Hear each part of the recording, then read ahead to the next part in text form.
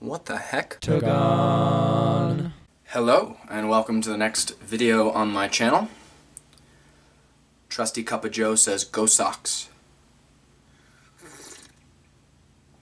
Today we're going to be covering the angle sum formulas for... Oh, I'm so sorry about how messy my room is. No, I'm not. So today we're doing angle sum formulas for tangent and cotangent, and I believe I made an error in the last video when I said that there are no angle sum formulas for secant and cosecant. There are, they're just horrendous.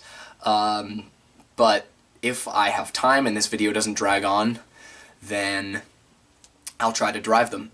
In fact, I kind of know what they are, I just don't really know how to get to what they are from just like doing secant of alpha plus beta, but you know, let's see if we can do it. But first is tangent and cotangent, and I'm not going to do any geometric proofs for these ones. I'm just going to do algebraic proofs because we know that the sine and cosine ones are true, and we're just going to take it for granted that they do work for any alpha and beta, so we can derive what the tangent and cotangent ones must be. So let's get started on that. Alright, so these are the angle sum formulas that we're going to cover today. We have the tangent of alpha plus or minus beta is equal to the tangent of alpha plus or minus the tangent of beta all over 1 minus or plus the tangent of alpha times the tangent of beta. And the reciprocal of that, the cotangent of alpha plus or minus beta, looks much like the reciprocal of this fraction here, except in the bottom the beta and alpha terms are flipped, and you may think, okay, that's obviously not that relevant because addition is commutative, but it does matter in the negative case, right? Because something minus something is not the same as flipping that difference, right? That it's the negative of the difference, and so this misordering of things, it really does matter and changes the value of the term. So what we're going to do is we're going to derive this algebraically and then follow with this one, and then if there's time by the end of the video, I'll do the secant and cosecant ones, as well as the double angle formulas. So let's prove this one for the tangent now. So just like last time, I'm only going to be proving the positive version, the tangent of alpha plus beta, just because I don't want to clutter the board up with too many symbols. If you want to prove the negative case, the minus case, then you can feel free to do that on your own. It's not difficult at all, you just need to understand odd and even functions and what happens when you plug in negative values. So let's take a look at the tangent of alpha plus beta. Well, what is the definition of the tangent function? The tangent function is the sine function divided by the cosine function, right? Which means, for any input, right, that's the definition of the tangent function, which means even with this input alpha plus beta, we can simply write this as the sine of alpha plus beta over the cosine of alpha plus beta, by definition of the tangent, right? And we know what these are. We've derived the formulas for these, so we know that this is going to be equal to this very, very cumbersome looking fraction, the sine of alpha times the cosine of beta, plus the cosine of alpha times the sine of beta, all over the cosine of alpha times the cosine of beta, minus the sine of alpha times the sine of beta, right? This is just using the sine angle sum formula and the cosine angle sum formula. Nothing new there, we did it last video. And all we have to do now, because we want this in terms of the tangent and the cotangent, hopefully just one of them if we can make that happen, but if not, we might have to use both, but of course we actually don't, because I showed you what the formulas were at the beginning. What we need to do is we need to multiply this fraction on top and bottom by a compound fraction. But if we multiply the top and the bottom by the same thing, then it doesn't change the value of the fraction, right? So we just need to multiply the top and bottom by 1 over the cosine of alpha times the cosine of beta. The top and bottom are going to be divided by the cosine of alpha times the cosine of beta. And you'll see now that when we do this, the first term, we just have to divide this by this, and so we get the sine of alpha over this cosine of alpha, which is the tangent of alpha, and the cosine of beta over the cosine of beta is 1. So this divided by this is just the tangent of alpha. So our new fraction, its first term is this divided by this thing is just the tangent of alpha. And the cosine of alpha divided by the cosine of alpha is 1. The sine of beta divided by the cosine of beta is the tangent of beta. So the numerator of this fraction is the tangent of alpha plus the tangent of beta. Now the denominator has cosine of alpha times the cosine of beta divided by the cosine of alpha times the cosine of beta. Well, obviously, something divided by itself is just 1. And now we divide this by this. Sine of alpha over sine of alpha is the tangent of alpha. Sine of beta over the cosine of beta is the tangent of beta. So it's 1 minus the tangent of alpha times the tangent of beta. And there is our plus case for the tangent angle sum formula. We've done it algebraically from facts that we already knew, right? We just used the sine and cosine angle sum formulas to prove that. And so now all we're going to do is reciprocate this to show what the cotangent angle sum formula is. So let's quickly just rewrite this up here and we'll get to it. Yes, so we're going to find the cotangent of alpha plus beta, which is just the reciprocal of whatever the tangent of alpha plus beta was. So I'm going to write the reciprocal of what we just derived, and we derived that it was 1 minus the tangent of alpha times the tangent of beta all over the tangent of alpha plus the tangent of beta.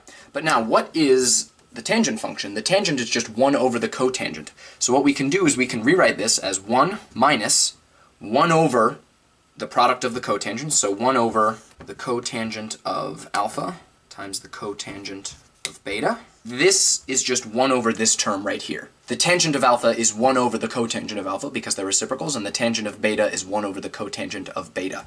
And so we're going to divide this by, well, we're reciprocating this, so it's 1 over the cotangent of alpha plus 1 over the cotangent of beta. Now all we're going to do is we're just going to multiply through by the cotangent of alpha times the cotangent of beta.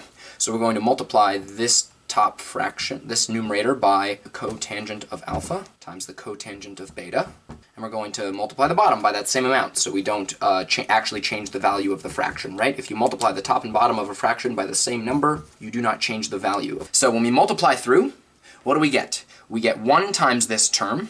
So the first term in the numerator is just 1 times this, so that's itself, right? It's the cotangent of alpha times the cotangent of beta.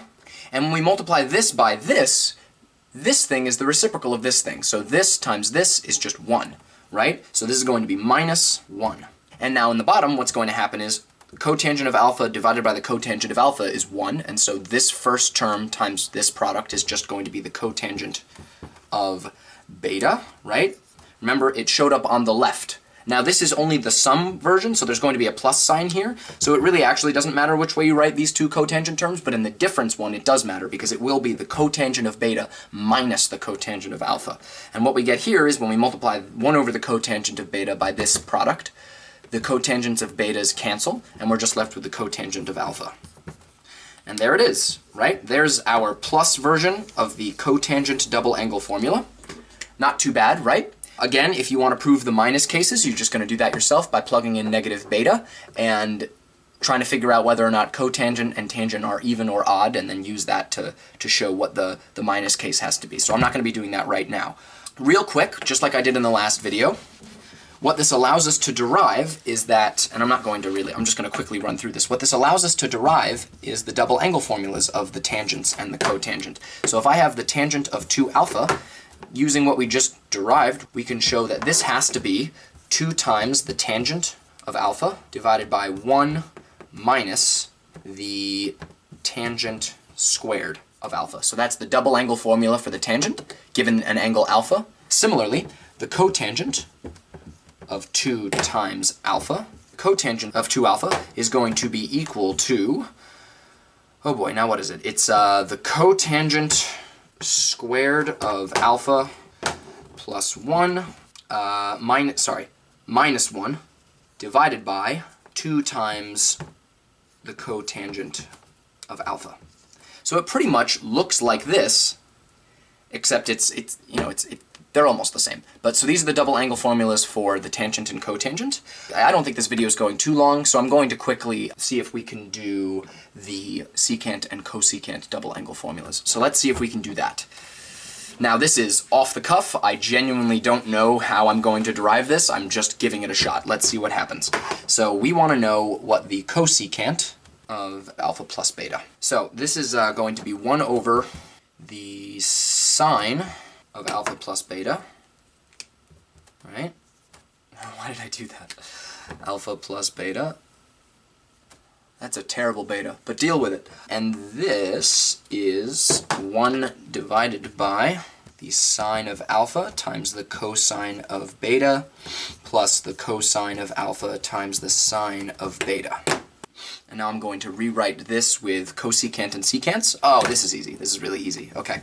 This is not actually very surprising whatsoever. Because if I rewrite this, if I rewrite sine and cosine as their reciprocals, which are secant and cosecant, then I'm going to end up in the denominator with 1 over the cosecant of alpha times the secant of beta, right? That's just reciprocals of sines and cosines, plus 1 over the secant of alpha times the cosecant of beta. Now, we should probably multiply through by the product of all four of those things. So I'm going to multiply the top and the bottom by the cosecant of alpha times the secant of beta times the secant of alpha times the cosecant of beta. And we're just going to multiply the top and bottom by that number. We're multiplying by this enormous product. This is not a sum now. This is a big product. So we're multiplying the top by this, so we're going to get that product up there.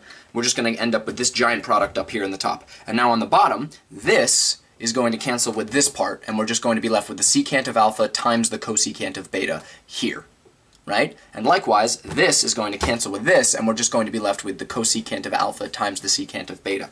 So let's rewrite it now. So now in the numerator, we have this horrendous product. We have the cosecant of alpha times the secant of beta times the secant of alpha times the cosecant of beta, all over the secant of alpha times the cosecant of beta plus the cosecant of alpha times the secant of beta. And that is the angle sum formula for the cosecant function. That sucks. Oh my god, does that suck. I mean, look at that thing. That's just horrendous. And the only reason I put it like this is because the sine and cosine angle sum formulas were in terms of sine and cosine, and thankfully the tangent and cotangent ones were purely in terms of themselves. And so I figured it would make the most sense to write these in terms of only secant and cosecant, and boy, was that a mistake. But that's it, right? It's the cosecant of alpha times the secant of beta times the secant of alpha times the cosecant of beta all over the secant of alpha times the cosecant of beta plus the cosecant of alpha times the secant of beta. Motherfucker, that is a mouthful. Let's quickly do the secant, shall we? And again, do the negative version on your own, because I'm not doing that. I refuse. I simply refuse. So, we are doing now the secant of alpha plus beta, which is just 1 over the cosine of alpha plus beta. And we know what that is, right? It's 1 divided by the cosine of alpha times the cosine of beta minus the sine of alpha times the sine of beta. And of course we can rewrite this in reciprocal terms with secants and cosecants. So this is 1 over the secant of alpha times the secant of beta minus 1 over the cosecant of alpha times the cosecant of beta. And we're going to multiply the top and bottom by the same giant product that we did last time because we have all four of the same things. We're going to multiply by the secant of alpha times the secant of beta times the cosecant of alpha times the cosecant of beta, which is the same thing we multiplied in the last one. It's just in a slightly different order because this is the way they're presented, so I'm going to just do them in that order. So it's the secant of alpha times the secant of beta times the cosecant of alpha times the cosecant of beta, all over that again. And this is really just for and giggles. I don't actually ever plan on using these in a video. It's just funny. They look funny. They're kind of horrendous. So we're multiplying the top by this product and the bottom by this product. So because the top is 1, we're just going to end up with this giant product. Stop rolling!